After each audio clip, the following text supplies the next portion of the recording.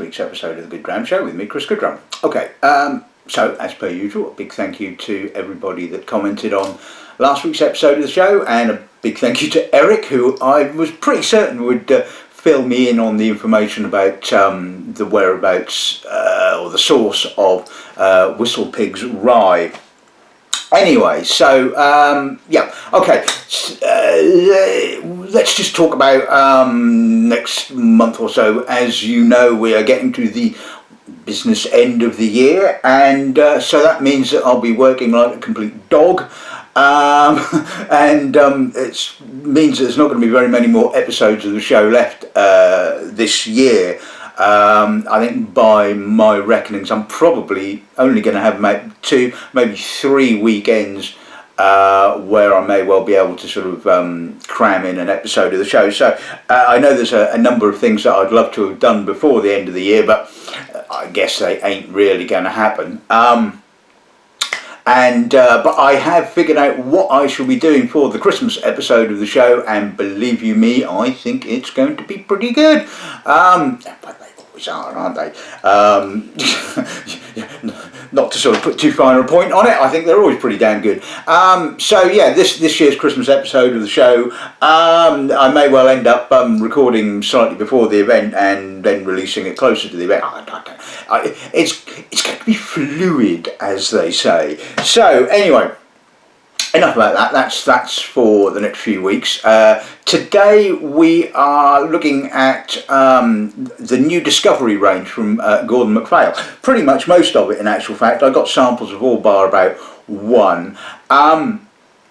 And I've chosen, I think, 6 that I think fit the bill for today's episode of the show. So what is it all about? Well, basically, I think it was about a year ago now, the powers that be at MacPhail's kind of decided that their whole range needed a bit of a revamp. It had got a bit messy, a bit sort of sprawling, should we say, and they decided to sort of like essentially chop things down. And really, I mean, pretty much most of those ranges are still there. You know, like the distillery labels, the private collection, one called Generations, which is the sort of the name they've now given to their ridiculously old stuff, which they used to bottle under sort of the distillery labels. You kind of get the feeling. The biggest change has been to sort of the lower end. Where originally you had the MacPhail's Collection, which was kind of like their entry point. You then had Connoisseur's Choice, which was both bottled at 43% and at cask strength. And to be honest, and so basically the 43% bottling of Connoisseur's Choice is gone now. So it's now Connoisseur's Choice, I think, I'm pretty certain in saying, is now small batch cask strength bottlings. And to a certain extent, I kind of missed the passing of the old 43% Connoisseur's Choice range, because they were fairly large batches, so the bottlings kind of stuck around for a little while, which is probably good for us as a retailer, maybe not quite so good for MacPhail's.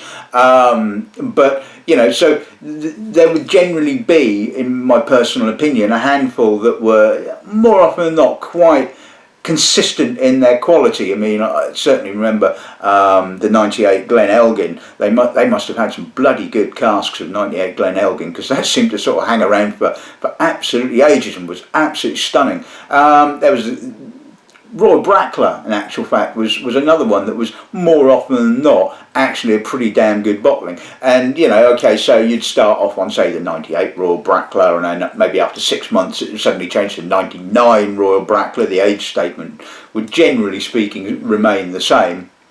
And so, yeah, from a retailer's point of view, really good. Now, of course, with it being very small batches, they're pretty much selling out fairly quickly. You don't, unless I get samples, which I haven't got samples of the Connoisseur's Choice bottlings, or maybe a few of them, you know, I can't really get a handle on what the hell's going on with them.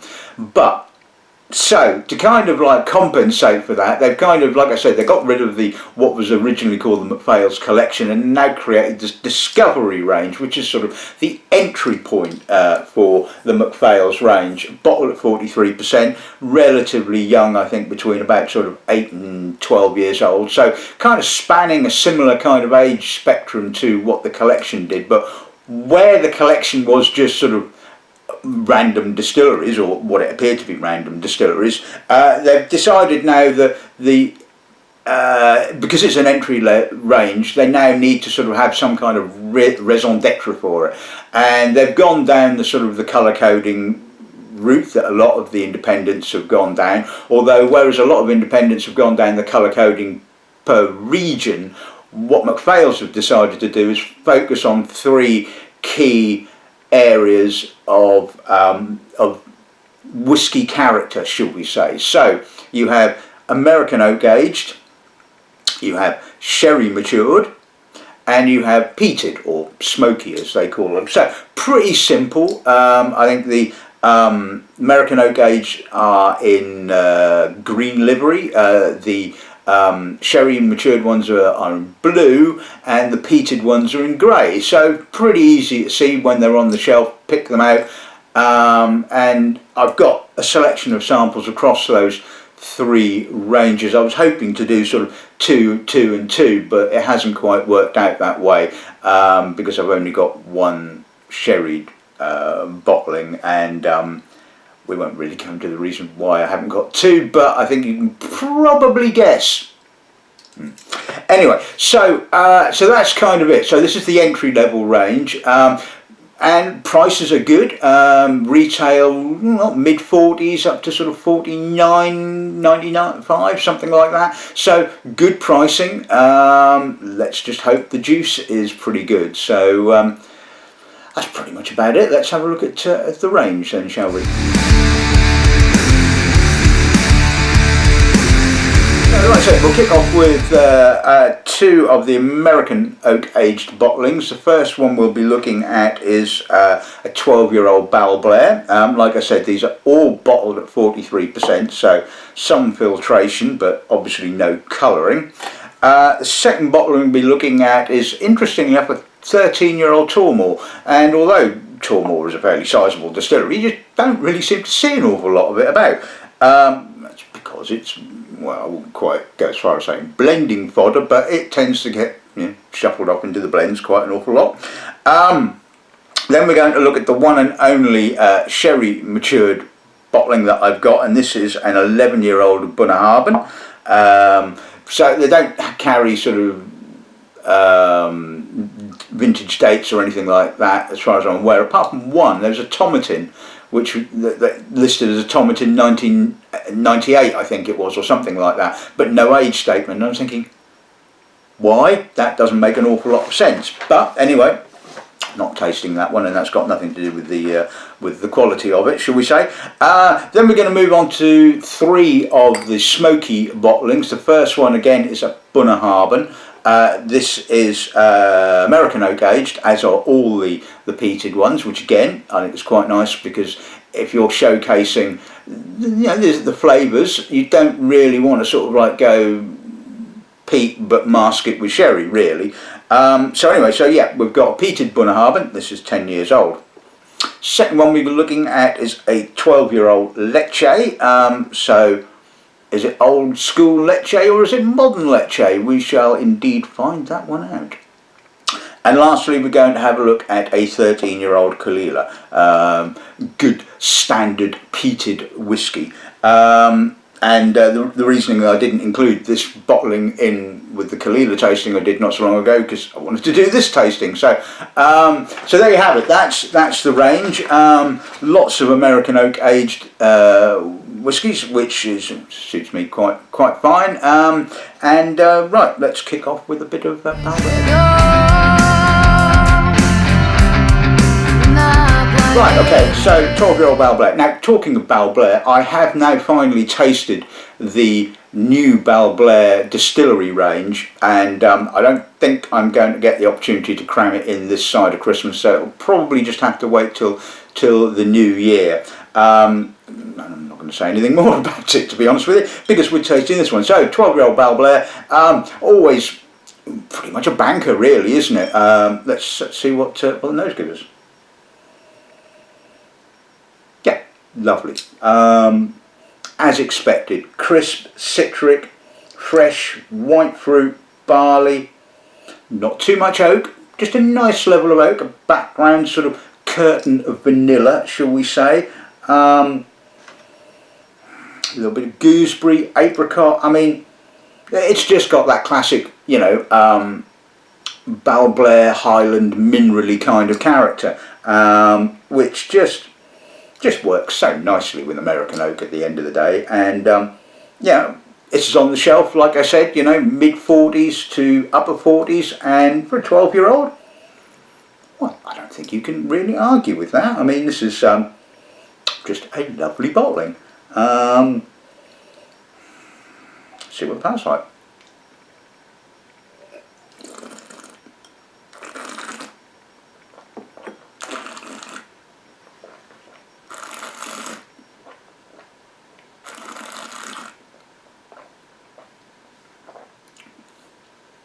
Opens with a touch more oak, and there's a touch more oak throughout the whole palate. So it's a little fuller, a little less minerally, a little less citric, but it feels fleshier, weightier, more apricot. Touch of gooseberry, but again the oak is probably, I wouldn't say overly intrusive, it's just a little bit more obvious. It's still got a lovely finish. The citrus and the minerality do kind of come through on the finish, and I just think that balance is absolutely spot on. I mean, maybe there's a little too much oak, possibly. Maybe I would like to have just seen a little less, but I mean, I'm really kind of picking holes here, it has to be said. I'm quite happy with that. I think that's a lovely whiskey. I'd quite happily drink it, I'd quite happily sell it, and well, I am. Right, okay, so let's move on to the 13-year-old Tormal. See what those gives us on this end, shall we? Grassy, fresh, touch of lemon, bit of oily apricot, oily barley. It's pretty much what I would expect from Tormore, to be honest with you. It's a little high-toned, and there's some toffeed oak underneath. I'm certainly getting some rye-like American oak kind of character now, which is sort of, I wouldn't say starting to become intrusive, but is starting to become a little bit, it's kind of taking the sort of focus away from the high-toned sort of citric kind of grassiness that of the spirit character. But, you know, on the whole, I think the nose is quite well balanced. See what it passes like.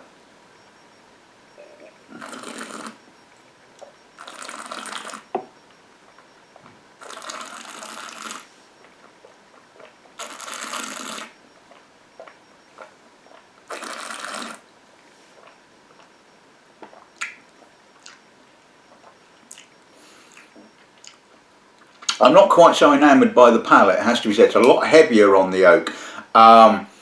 It feels like that there's quite a proportion of versatile American oak in there, which is a little too dominant. The spirit kind of comes through on the finish, but it's a little tart, it's a little hot.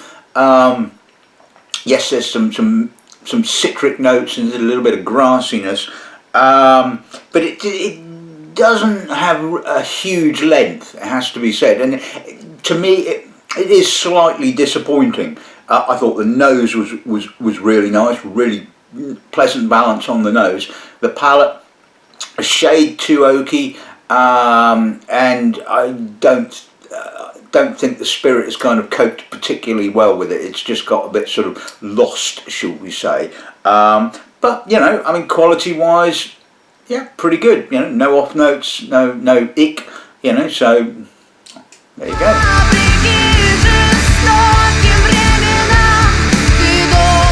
Okay, so let's move on to the first, or the one and only sherry matured. This is 11-year-old Bunnahabhain.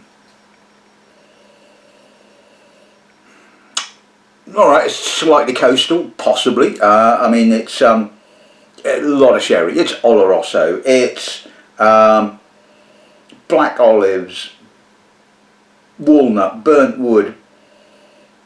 There is and I hate to say this, a little bit of sulphur in the background. And now, I mean, I know there's a lot of people that can't pick up sulphur notes whatsoever. I unfortunately seem to be able to pick up sulphur notes far too easily, which is a little bit of a shame, because sometimes I'm tasting a sherried whiskey and I'm thinking, yeah, that's a lovely nose, and I'm going, damn, there's that irritating sulphur note just in the background. And it just goes to show that despite the protestations of the sherry industry, sulphur candles are obviously still used, and there is obviously a rogue butt has got into this this vatting.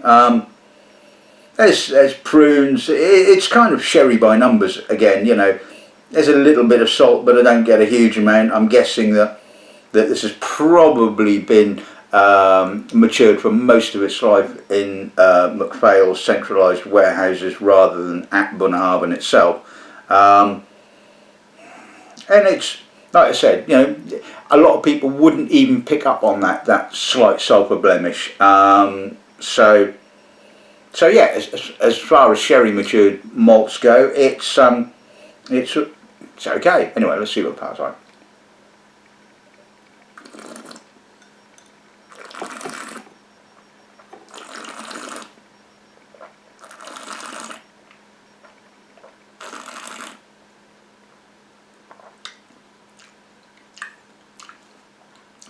A bit short. It's kind of lacking some weight, it has to be said. For a sherry matured malt, it's quite, well, not subtle on the sherry. It's quite light. You know, it's I wouldn't quite say homogeneous, but it's got sort of, you know, dried fruit, bit of prune, you know, that kind of stuff, bit of treacle. But it really does lack some weight, and you know, it's not a sort of. And it's not a sherry monster, but there's not enough spirit character, you know, to sort of, you know, give you some kind of additional dimension to it. And again, there's that light sulphur blemish just in the background, and frankly, it doesn't really do an awful lot for me. It's kind of, it's in a sort of no man's land. I mean, I often find with youngish sherry matured, you know, Oloroso sherry matured spirits, you just get big hit, lots of sherry, lots of weight, lots of dried fruit, yada yada yada. And then obviously the older ones tend to get secondary and tertiary characters, or you have refill sherry and you get maybe a suggestion of dried fruits, and you get the distillery character and spirit character. Unfortunately, I kind of get neither of those. It's kind of like in this weird kind of Twilight Zone, shall we say. So to me, not really interesting enough.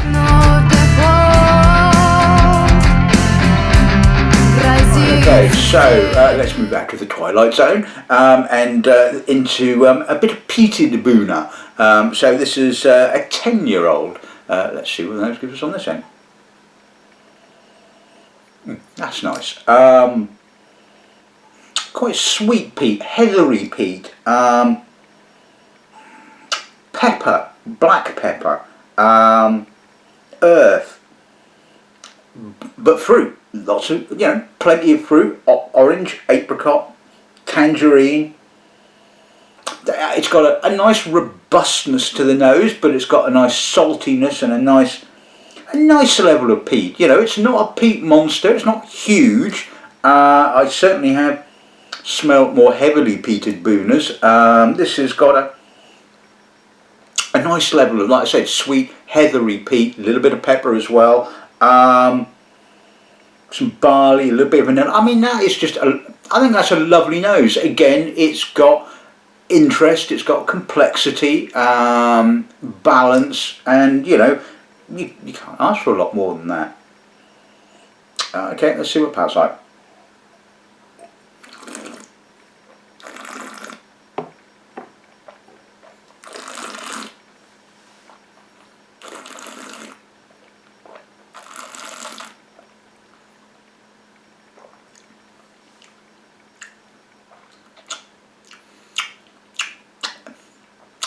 It's a bit of a lazy malt.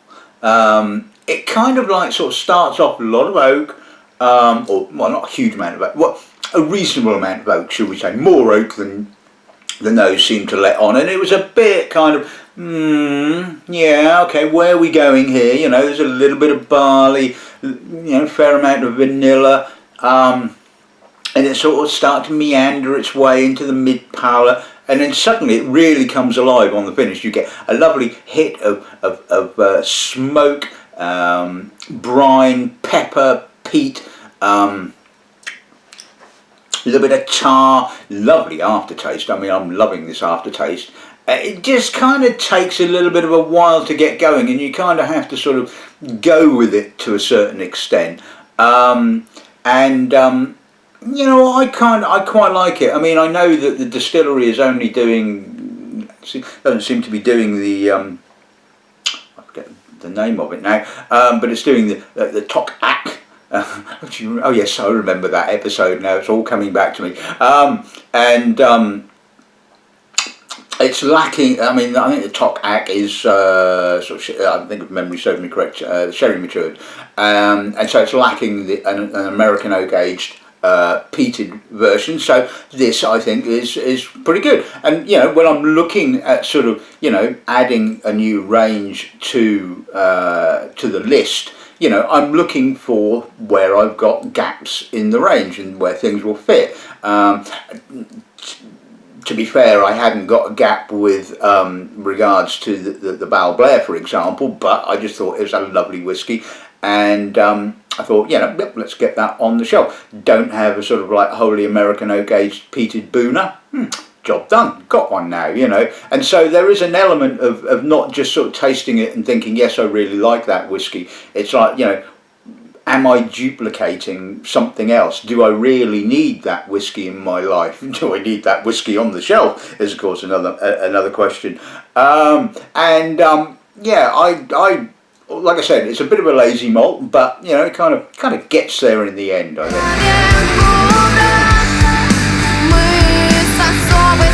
Right, okay, so let's move on to the 12-year-old Leche. Let's see what nose gives us on this end, shall we? Old school Leche, pungent, slightly cardboardy, tequila-y sort of pulped white fruit, chlorine, dry peat, little bit of smoked meat possibly, bruised apple. It's not the cardboardiest of leches that I've come across, yet it's not the cleanest of leches, and I still think it seems to me the cut-off point between when they, or should we, I mean, I don't know, I'm guessing, when the distillery kind of tweaked its cut points, it's probably about 8 years ago, because it seems to me that sort of the younger 8-year-old stuff that I've tasted is a lot cleaner than the older stuff.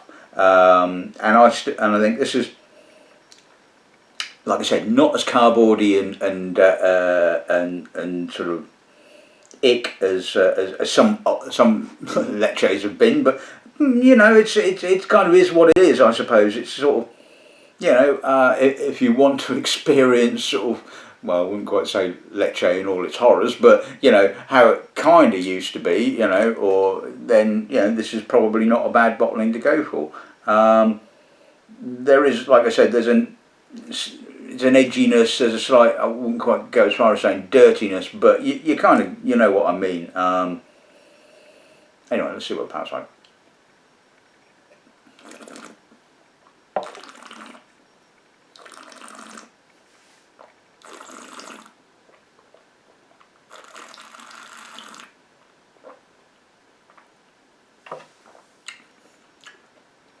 It's a little lightweight. It's lacking a bit of body.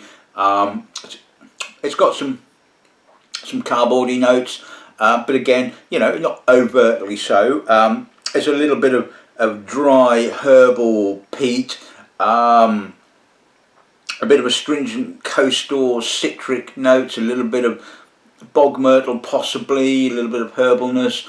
Yeah, okay, it's not too bad. I think, like I said, it doesn't quite have the sort of smoked meat kind of character that I really want to see in Leche. And I think sort of bottling this at 43%, and I think the filtration has certainly not helped this particular bottling. I think on some, like going back to the Balblair, it doesn't seem to have hurt it at all. I think on this particular bottling, it certainly robbed it of some weight and some body. The trouble is, of course, that we're in a price-sensitive area of the whiskey world here. So 46% is adding a few more than a few pennies onto the cost price, which basically means that the retail price is probably going to shift above the 50 quid. So it's a trade-off, I guess. It's a case of the powers that be at MacPhail's realise they know what they want to make on their particular bottlings. They know what markups that retailers are going to use. They know what it's going to go on the shelf at, and they're not stupid people. They do the maths, and yes, they put out sort of RRPs, which are based on the calculations, and basically for some whiskey something has to give. And generally speaking, that is the ABV, because that is where your duty element is controllable. In this instance, I don't think it's done it a huge amount of favours. But again, it's not a bad bottling. It does display some distillery characters. You can't argue with that.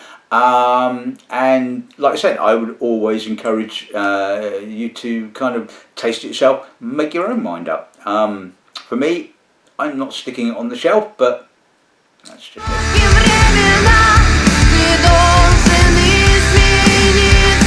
And finally, let's move on to the 13-year-old Kalila. Let's see what the nose gives us on this end, shall we? Ooh, my word, that's a fruit monster. This is almost bloody tropical. I mean, hang on. When has Kalila been almost tropical? I mean, I must say that sort of, MacPhail's over the years have bottled some really good Kalilas in their Connoisseur's Choice range. I mean, I can remember I can't remember what vintage it was now, but one of the first single malts I ever tasted when I started working at Gordon's was a Connoisseur's Choice bottling of Kalila. And I just went, oh my God, it wasn't quite a road to Damascus moment, because I knew about whiskey, but, it was one of those kind of moments where I just went, oh my God. And for months I was just selling Kalila. It was like, buy Kalila, it's brilliant, or buy MacPhail's Kalila, some buckets of the bloody stuff. Anyway, coming back to this, it's incredibly fruity, really tropical. There's some light peatiness. It's not as peaty as some Kalilas. There's a little bit of gooseberry. There's a little bit of medicinal notes. There's a bit of herbs. Bit of salt. Again, I don't think this has probably spent a huge amount of time actually at Kalila. It certainly doesn't have the sort of coastal intensity I would expect from something that's been on Isle for 13 years. But my God, that's a fruity nose. That really is. Let's see what the palate's like.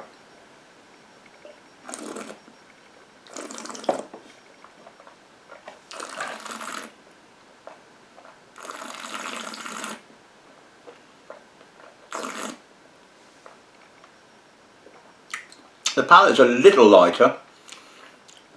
Oh my God, it's still really fruity. It's got a little bit more salt, a little bit more earthy peat, but again, we're not talking huge gobbins of peat here.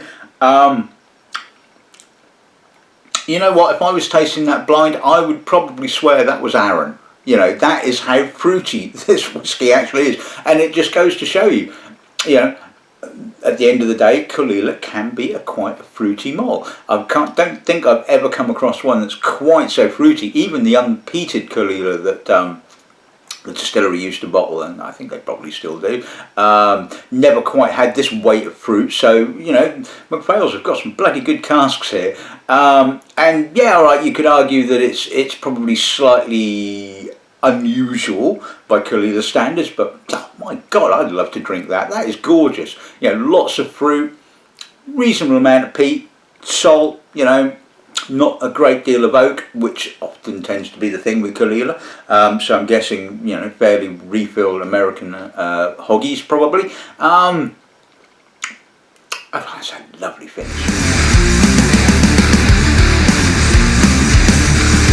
Right, okay, so let's sum today's episode of the show. Well, firstly, a big thank you to MacPhails and to Luke for the samples for today's episode of the show. Really appreciate that. And I think by and large, taking sort of like a broad view of the Discovery range, I think it does what it says on the tin. It's certainly, if you're relatively new to whiskey, I think it kind of like gives you a good starting point for your travels, should we say. You have pretty much the basics covered. You have the American oak age bottlings, you have the sherry cask bottlings, and you have the peated malts. In a nutshell, you can argue that obviously whiskey is a lot more nuanced than that, but I think if you're kind of starting out, or even if you're just looking for a good quality, affordable bottle of whiskey, or single malt I should say, then they're good ones to go for. The Balblair, well, it's Balblair, it's kind of like you can pretty much hang your hat on the quality of what they're producing, and it is kind of classically sort of minerally, highlandy, American oak age, not too heavy on the American oak, just, in my personal opinion, absolutely spot on. The Tormore, I'm being picky here, but then that's me, that's my job. A bit too much oak, not really a big fan of the palate, thought like I said, the oak was just too intrusive and really didn't do it a great deal of favours. The Bunnahabhain sherry, I mean, it's going to have to take something to make me impressed by a sort of a young sherried malt, and that wasn't it, I'm afraid to say. It was pretty dull at the end of the day. I wouldn't have got it as Bunnahabhain if I was tasting it blind. Possibly, I mean, maybe I might have spent a bit more time trying to figure that out, but I don't think it was real. It was a bit lightweight. It was a bit okay, but you may well disagree with me on that one. The Bunnahabhain, the peated Boona. Now, yeah, I kind of liked it because it filled a gap. It was, like I said, it was a bit of a lazy malt. It took its time to kind of get going, but when it did, it certainly delivered. And I guess you can't argue with that at all. The Leche, I mean, again, you can't argue with the fact that it showed distillery character. Whether you like the distillery character or not, of course, is a whole different ball game. But it showed it. Again, it was, I think, sort of, this was the one and only, well, maybe with the exception of the sherried Bunnahabhain, where I think sort of bottling at 43% and filtration has kind of not really done it a great deal of favours. But I'm guessing, like I said to you, it's price sensitive, and I wouldn't say savings had to be made, but compromises had to be made, and we all know what happens with compromises. But the undoubted star of the show has to be the Caol Ila. I mean, whether it's you're going to say, is it better than my Caol Ila? Well, it's different to my Caol Ila. And I think if I'd have been sent this as a sample, I'd have quite happily bottled this one as well, because it's just so unusual. Well, yeah, alright, it is unusual. I mean, I've never come across, as far as I can remember, and I've tasted a hell of a lot of Caol Ila, so I've probably forgotten about an awful lot of the bottlings of Caol Ila that I've tasted over the years. I don't recall one quite so fruity and quite so exuberant and almost kind of Arran-esque tropical, so yeah, I think that was standout bottling of the day, it has to be said. So yeah, there you go, that's this week's episode of the show in the bag. I think, like I said, overall, as taking an overview of the Discovery range from MacPhail's, I think it's a really good starting point. And like I said, if you're after a sort of like a good quality affordable bottle of single malt whiskey that's not going to sort of break the bank, then you can't go too far wrong with one of these. So there you go. not much else to say really, apart from good afternoon and good ramming.